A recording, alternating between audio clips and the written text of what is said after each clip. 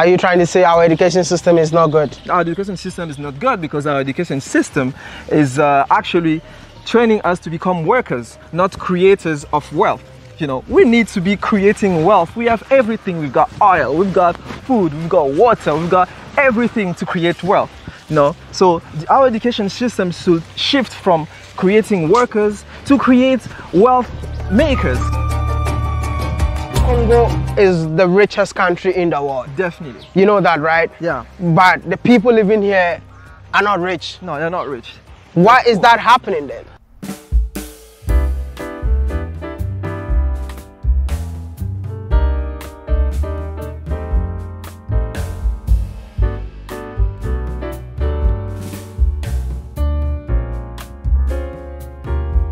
Welcome back to the YouTube channel. It's your favorite village boy, Mr. Ghana baby, right here in Congo. It seems I'm gonna spend so much time in this beautiful country because you know what?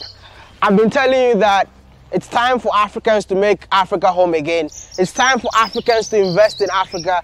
And it's time for the youth of Africa to know that agriculture is the future. And that is why I'm not giving up on you guys, man.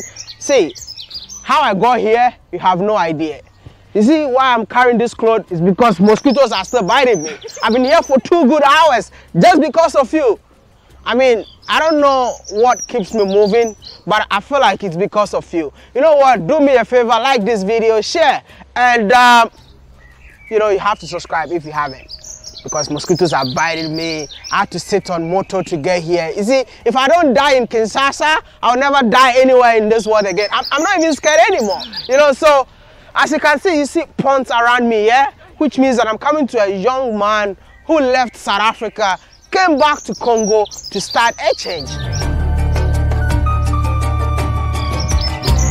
It's a pleasure meeting you, man. Yeah, it's a pleasure meeting you too, bro. You're the guy who is forcing young Congolese to venture into agriculture. Exactly, starting a revolution, agriculture revolution. Agriculture revolution? Yeah. I love that. The revolution is actually happening, man. It is actually happening, we're making the change. Let me know, when you hear the name Africa, what comes into your mind? Oh, the first thing that comes into my mind is home. But if I go deeper, it's, you know, Africa is so special because all the 4 elements come together in Africa. Water, earth, air, and fire. It comes together and it makes the beautiful country, the beautiful continent, the beautiful people with all the resources, natural resources that we have. That's a beautiful description for the continent Africa. Yeah, I mean, let's come to Congo. Yeah. We are in Congo right now. Yes. When you hear the name Congo, what comes into your mind? Leopard. Leopard? Yeah. Because Congo, Ngo means the leopard. Oh, leopard. Leopard, yeah. Leopard the king or leopard the animal? The animal. Okay, jeez, man. I was so mad. I wanted to slap this dude, man. Like when you hear Congo, leopard. Yeah. No, leopard. Okay. The animal, yeah, because it's actually the real king of the jungle. It's the fastest, it's the strongest. You know, that spirit, that what our ancestor got inspired from, and they called Congo. Congo is to be like a Ngo, to be like a leopard.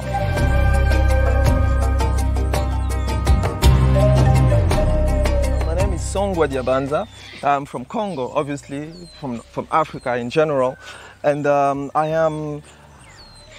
like to think of myself as the starter of a revolution, of the agricultural revolution in aquaculture, agriculture, and aquaponics. So beside that, I'm an agriculture engineer as well. I did some engineering in agriculture. I studied some agriculture engineering. Yeah. You're born and raised in Congo? Yeah, born and raised in the motherland.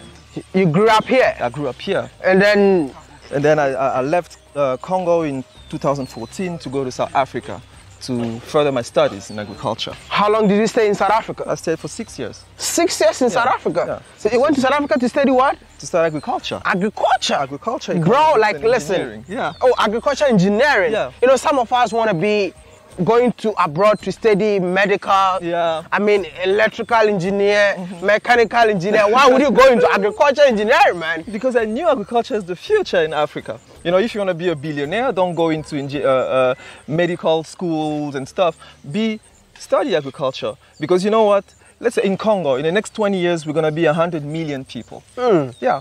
And we have the fastest growing population in Africa. In Congo, the majority of people have less than 17 years old. So these people need to eat, they need to feed, they need to drink. Agriculture is the way. See, I have to ask you a few questions, yeah? We're coming from a continent where, I mean, the youth don't value agriculture. We're coming from a continent where when you tell your parent that you want to start a farm, they will tell you that, is everything wrong with you? When you were in school, way back in South Africa, what were people saying when you had, I mean, a hobby for agriculture? I got that from, not only from friends, people were like making jokes like, you know, you just go study vegetables, it's fine for you, you know. And then also in my family, not my close family, but my extended family, my aunt and uncle, they didn't understand the choice. They're like, why didn't you go study finances? Why didn't you become a doctor? Sorry, man, the mosquitoes are really biting me. I want to know, you learned a lot, you learned so much in South Africa. What kind of legacy did you leave behind in South Africa? You know, I started the Agriculture Student Society, which is a student society. It's the first of its kind in agriculture universities. The objective is to bridge the gap between students, especially black students, and the professional world, you know, in order to share experience and actually to bring solutions to the problems that African experience in food industry. So I wanted the students in agriculture to come together, to share experience, to be like, you know, what can we do to get to fight food insecurity? And that's the student society I came up with. Today it's still going on. But I mean, what really inspired that to start something like that? I realized the contrast in South Africa. You know, people who were involved in agriculture, they were not African students. They were mostly Western students that were involved in agriculture, their own land, their own farms. You know, they have all the resources, financial, economic resources. But African kids, black South African, they didn't have access to those things. And so they just saw agriculture as just like the third choice when they go to university. So what are you doing in DRC right now? Yeah, I'm actually farming, fish farming, and training people how to do fish farming. You know, since September 2020, I trained over 50 people how to do fish farming. You know, and 5 of them already started their businesses and adventure. So, I do fish farming, aquaponics farming. Aquaponics is actually mixing fish farming and agriculture. Yeah, in such a way that the fish waste are used as fertilizer, organic fertilizer for plants. And I also do agriculture and farm management. So, because you know, I realized something, many people here, they just own farms just for the fun of it. They don't see actually, you know, you could actually feed a whole population. So I'm like, you know what, give me a farm, give me your money, I'm gonna produce food for people, and then you can get your money back. So I also do farm management. I want to know, are Congolese embracing this modern way of farming? You know, it's our people are always reluctant to change. You have to take them through a journey for change, actually. And what we're doing, since I've been doing training, I see more people getting interested in that, and because people actually realize that you don't have to have a big land to actually do farming. You can do farming in an urban setting, in a small area, but you still have the results. So people are slowly accepting the change. And what kind of fishes do you rear in here? We rear tilapia and catfish. How many ponds do you have now? We have over 60 ponds here. Over 60 ponds. 60 ponds? Yeah, over 60 ponds. And how many fishes in total? We produce over 20 tons of fish per year. Bro, I really want to know, I mean, I'm here to inspire the youth, right? But sometimes we also have to let the youth know the truth. Like, that's why I want to know how you did it. How did you do it? Where did you get a capital? Did you just wake up parents? Who gave you the money to start what you're doing?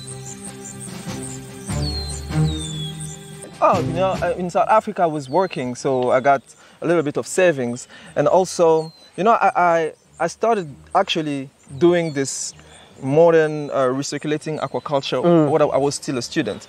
So in my student room, I started a prototype. So in a small bucket, I put fish and I could grow tomatoes. So that's the prototype that actually made me win the African Entrepreneurship Award. I'm the only Congolese who won that thing in Morocco. And it gave me some more extra money as well. And that actually helped me to come here and start my business. I feel like you're an inspiration. Thank you. And so many youth have to learn from you. Where can people find you? Social media handles, emails, so that people can learn from you? People can find me on my website, Ndunda Aquaponics, And it's the same name with Instagram, doing the aquaponics, Facebook, doing the aquaponics. But the website, they can see all the services that we offer. We offer trainings, farm management, installation of system. Yeah, and then you can just reach me out there and you're gonna get in touch. Can we do some feeding? Then I will ask you my next questions. Yeah, definitely. Thank Let's you. go.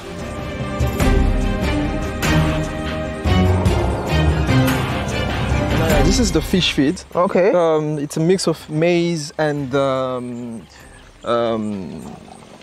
housefly larvae.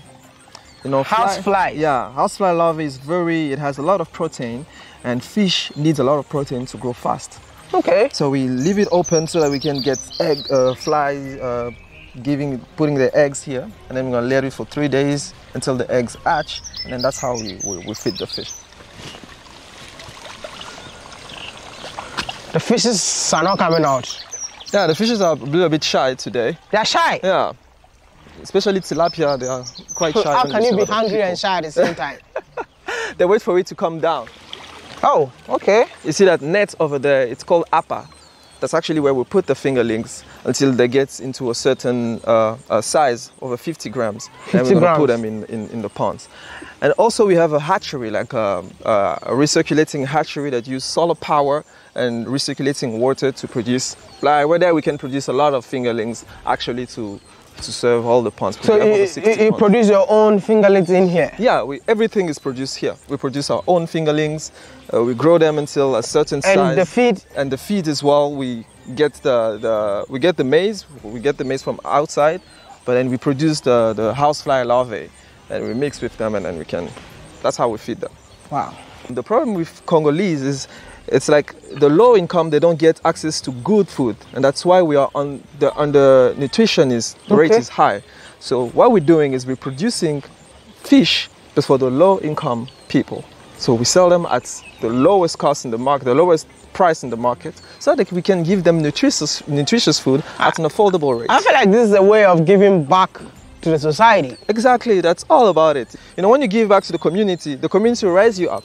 You know, it's not about making money, it's about giving back, helping the people, and when you help people, that's how you get money. And I keep on telling people, whenever you're starting anything, think about the impact first. Yeah. Because when you make impact, that's when you're gonna make an income. Exactly, I love that. So exciting to be feeding fishes out here. Non mais c'est pas grave. It's so therapeutic, man. Come with me, let me take you to the hatch.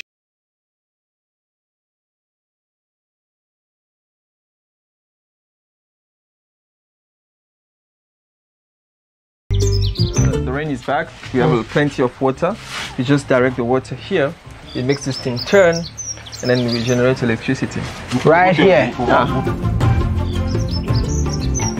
Welcome to the hatchery. Oh, okay. Yeah, this hatchery works with solar power. Here you can see the batteries. The batteries for the... Yeah, and here we have the concrete ponds. This is where we keep our stuff, like data, keeping data.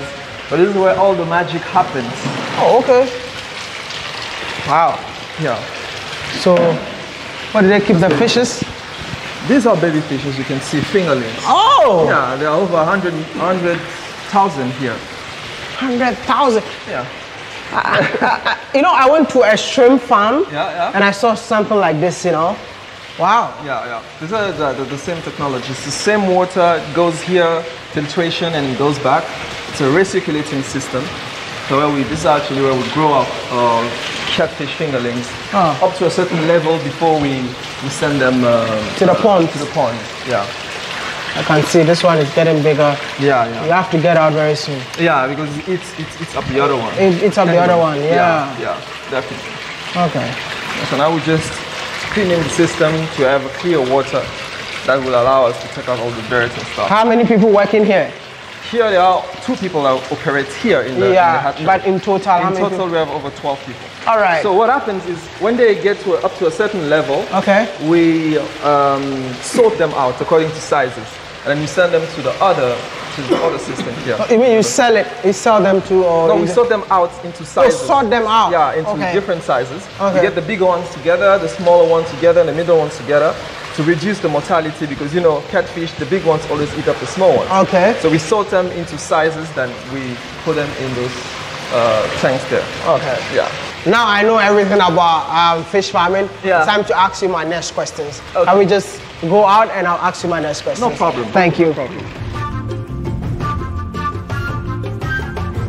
Bro, after moving around in here, Yeah. I just want to tell you that I'm so proud of you. Thank you very You're doing an amazing job right here. Thank you. And I believe that your story will inspire many Africans to also believe that agriculture is the future. But I just want to ask this question. Yeah. Is it profitable? I mean, whatever you're doing, is it profitable? Yes, it is. Of course it is. It is. And we're doing it at the cheapest cost in the market. It is profitable. And so if it's profitable, then I mean, it's worth it. Yes, it is worth it. It has all its reason to be. I want to ask you, yeah? Yeah. Starting out this is not that easy. I mean, we're seeing the end result. Yeah. But definitely there were challenges that you faced coming from South Africa. You know, Definitely. the system is not different from whatever that was happening in South Africa and the system Yeah. in here. Let me know some of the challenges that you faced when you got in here. Yeah, I think the first challenge was to gather a team of people that actually understand the vision, because we live in a poor country. So when people find a job, their end goal is to make money, and our end goal was to make a change. So that was the first challenge, to gather a team of people that actually understand the journey and they understand the vision and they're willing to be part of it. Yeah, and afterwards it was to get equipment, because most of the equipment you can see here, they are imported. We bought them from outside. Here we can't source them locally. And so there's a challenge of transportation and all of that, logistics. Yeah, and then we try to turn the challenges into opportunities, and actually for example, to get a team of people, I just had to train every member of the team, in order to give them the knowledge and actually So which means you trained your own people? Yeah, I trained my own people. Congo is the richest country in the world. Definitely. You know that, right? Yeah. But the people living here are not rich. No, they're not rich. Why is that happening then? Because there are so many reasons, but when we talk about agriculture, we don't produce what we consume. And that's actually what we're doing. Our objective is to produce what we consume. We don't produce what we consume, we import them. We import them from Asia, from Europe, from wherever. And that's what makes us poor, because in order to buy something from China, you have to have dollars or the Chinese currency. You can't buy it with your local currency. And that makes the problem, create the cycle, the vicious cycle, where you have to borrow money to import food, and then you borrow them at high interest rates, and that's how create the whole cycle. So we need to produce what we consume using our local infrastructure, local manpower, like we're doing here, in order to get us out of the poor zone of African countries. And I also want to say this to add to what he just said. Yeah. The narrative of Africa is the richest continent in the world, but the people are so poor. That narrative needs to change. Yeah. I always say that it has to be deeds, not words. Yeah. We talk a lot without any action. Yeah. It's time for every African out there to get involved. Because Definitely. you can't sit somewhere and complain that why are things not moving in Africa, but you as an African, you are not ready to partake in the change that we're looking for. Exactly. Change that mentality. This is why I do such videos. I just want to tell every African out there, be part of the change that we're looking for on the continent. Take it as if it's your responsibility.